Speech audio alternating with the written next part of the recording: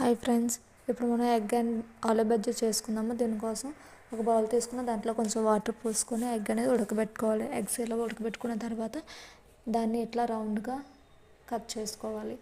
చూడండి, నేను ఎట్లయితే కట్ చేసుకున్నానో అట్లా కట్ చేసుకోవాలి. ఇలా మందంగా కట్ చేసుకున్నట్లయితే బజ్జీ అనేది బాగుంటుంది. ఇప్పుడు ఒక ఆలు తీసుకుని దానిపైన ఉన్న తొక్క తీసుకొని చూడండి ఎట్లయితే స్లైస్గా ఇలా రౌండ్గా ఇలా స్లైస్లో కట్ చేసుకోవాలి. ఈ మాత్రం మందంగా ఉండేటట్టుగా కట్ చేసుకోవాలి. ఇప్పుడు దీంట్లో కొంచెం సాల్ట్ వేసుకొని కొంచెం కారం కూడా వేసుకోవాలి. ఇట్లా కారం వేసుకున్న తర్వాత దాన్ని బాగా మిక్స్ చేసుకోండి. చూడండి, ఈ సాల్ట్ అండ్ కారం రెండు బాగా పట్టించాలి. ఇలా పట్టించిన తర్వాత ఒక బౌల్ తీసుకుని దాంట్లో కొంచెం శనగపిండి వేసుకోవాలి. ఇలా వేసుకున్న తర్వాత దాంట్లో కొంచెం సాల్ట్ అండ్ కొంచెం తినే సోడా కూడా యాడ్ చేసుకుని దాంట్లో కొంచెం వాటర్ యాడ్ చేయాలి. ఇలా వాటర్ యాడ్ చేసుకున్న తర్వాత ఆ మిశ్రమాన్ని బాగా మిక్స్ చేసుకోవాలి. ఇట్లా మిక్స్ చేసుకున్నట్ల తర్వాత కొంచెం థిక్గా ఉంది కదా, నేను కొంచెం వాటర్ వేసుకొని కొంచెం పలుచగా చేసుకున్నాను.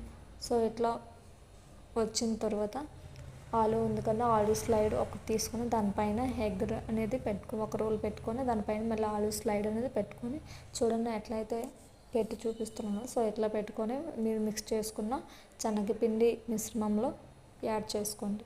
చూడండి, ఇట్లా ముంచుకున్న తర్వాత ఒక బౌల్లో ఆయిల్ వేసుకొని అది బాగా మరిగిన తర్వాత అందులో ఇది యాడ్ చేయండి. చూడండి, ఇలా వేసుకున్నట్లయితే చూడండి బాగా మెరిగిపోయింది కదా.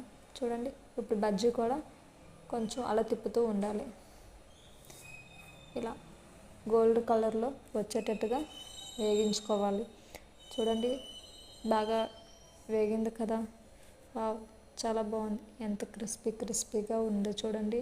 వావ్, బాగుంది కదా. సో ఇట్లా చేసుకున్నట్లయితే చిన్నపిల్లలు ఎగ్ తినలేని వాళ్ళు కూడా చాలా ఇష్టంగా తింటారండి. చాలా మంచిగా కనిపిస్తుంది కదా. ఈ వీడియో మీకు నచ్చిందని అనుకుంటున్నాను. నచ్చినట్లయితే షేర్ అండ్ సబ్స్క్రైబ్ చేసుకోండి. Bye friends.